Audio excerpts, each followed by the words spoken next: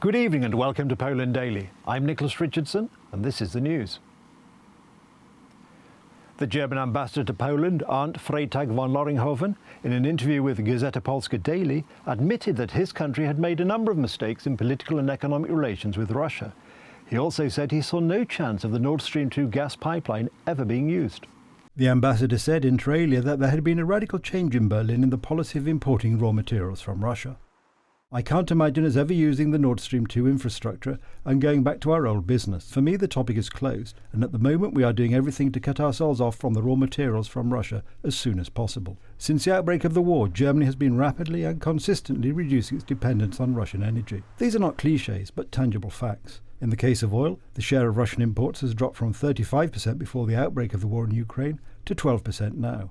We plan to reduce this share to zero in late summer. The diplomat admitted that the German government made mistakes in its foreign policy towards Russia, especially after the annexation of Crimea in 2014. From today's perspective, Germany's lack of strong reaction in the past was a mistake. After 2014, we should have resorted to much stronger sanctions and not been dependent to such a large extent on energy supplies from Russia. When we see the full extent of Putin's aggression and brutality, the necessity to support Ukraine is obvious. On the 24th of February, doing business with Russia became a question of morality, and that was what the German government had to deal with. The very decision to send heavy weapons to Ukraine was born in great pain, according to Olga Doleshniak-Harchuk. I would see these Russian-German relations as frozen, postponed ad acta, because the situation requires Germany to take decisive action. Europe is wrong to think that a change of power in the Kremlin could change something in relations with Russia, adds Doleshniak-Harchuk. In my opinion, these are naive expectations, but one should always emphasize this element of a certain misunderstanding of Russia in the West. There is simply a general tendency in the West to idealize Russia in order to justify it. Failure to launch Nord Stream 2 is a real financial loss for Germany. Gazprom wanted to make this country a gas hub for the whole of Europe. More than €10 billion has been invested in the gas pipeline itself, half of which was invested by Gazprom, half by European gas companies. So a lot of gas money is already spent here. Due to Germany's decision, Gazprom will use the land part of Nord Stream 2. Redirecting these gas supplies to the north will involve the construction of a new gas pipeline, which will cost both money and gas. The Polish government has long appealed to Germany not to allow the completion of the construction of the Nord Stream 2 gas pipeline. If Nord Stream 2 had been a closed topic before the war, there would not have been this war. It is obvious that Putin waited for the construction to be completed and was convinced that there would be no such pressure, that the project was already irrevocable and that the West would not have any other gas, which is why he was sharply increasing gas prices to enforce obedience. Experts estimate that as long as there is a war in Ukraine, the Nord Stream 2 project has no chance of being launched. But if it were to be opened, the formal approval process would have to start all over again. The Polish ambassador to Moscow, Krzysztof Krajewski, and the United States ambassador, John Sullivan, were summoned today to the Russian Ministry of Foreign Affairs regarding the incident that took place on the 9th of May in Warsaw, when the Russian ambassador to Poland, Sergei Andreev, was covered in red liquid thrown by protesters. The Polish ambassador to Moscow, Krzysztof Krajewski, and the United States ambassador, John Sullivan, were summoned today to the Russian Ministry of Foreign Affairs regarding the incident that took place on the 9th of May in Warsaw, when the Russian ambassador to Poland, Sergei Andreev, was covered in red paint thrown by protesters. The Polish ambassador in Moscow explained that he had been summoned to the Russian Ministry of Foreign Affairs, where an oral protest was expressed in connection with the incident at the Mausoleum of Soviet Soldiers Cemetery on the 9th of May, when the Russian ambassador, Sergei Andreev, was covered with a red liquid, symbolizing Russian crimes in Ukraine. In response to the protest, Ambassador Krajewski repeated literally the full position of the Polish Foreign Ministry, expressed by the Minister of Foreign Affairs, Zbigniew Rau. The incident, which should not have taken place, was regrettable. Diplomats enjoy special protection, regardless of the policies pursued by the governments they represent. The protests in Sri Lanka continue.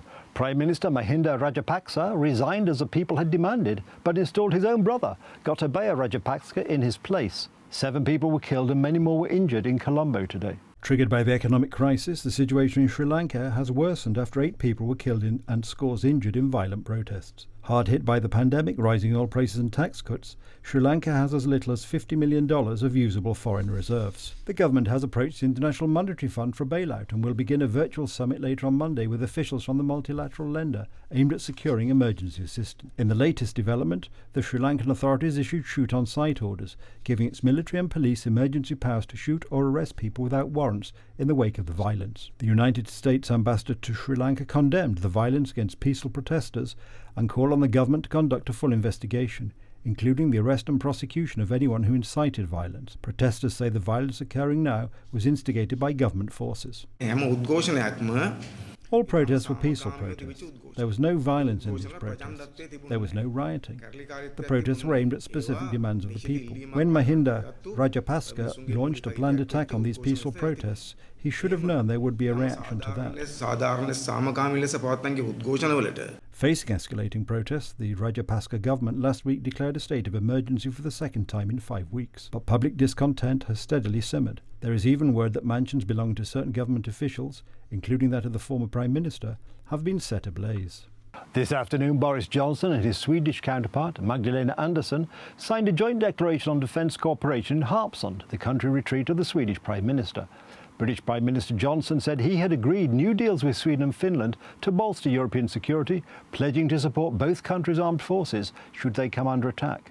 The agreement, described by the United Kingdom as a step change in defence and security cooperation, will go some way to assuage fears in Finland and Sweden over threats made by Russia should either nation decide to join NATO. It is worth emphasising that if Sweden were attacked and looked to us for help and support, then we will provide it, Johnson said after meeting Swedish Prime Minister Magdalena Andersson. Johnson would not say whether the United Kingdom would send troops to Sweden in the event of an attack. It is up to Sweden to make the request and to spell out exactly what support is requested, he said. In times of crisis, cooperation becomes even more important, and this applies not least for our international defence partnerships. Russia's invasion of Ukraine has forced a rethink of how Sweden and neighbour Finland safeguard national security. Both are expected to join NATO, but both are worried that they would be vulnerable while their applications are processed, which could take up to a year.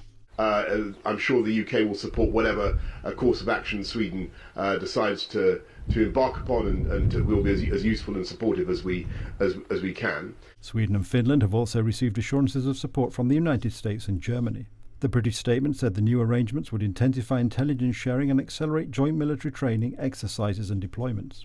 Sweden and Finland already have close ties with the United Kingdom and are part of the Joint Expeditionary Force, a multinational military group focused on security in the High North, the North Atlantic and Baltic Sea regions. But the war in Ukraine has increased fears in Stockholm and Helsinki that bilateral agreements are no substitute for Article 5 of NATO's Charter, which guarantees an attack on one member state will be considered an attack on all. Sweden is coordinated with Finland over possible NATO membership, and both countries are expected to announce their intentions in the coming days. That's the news. Thank you for watching. Stay with us for the weather, Poland Daily Business and more programmes. But from me, it's have a good night and a better tomorrow.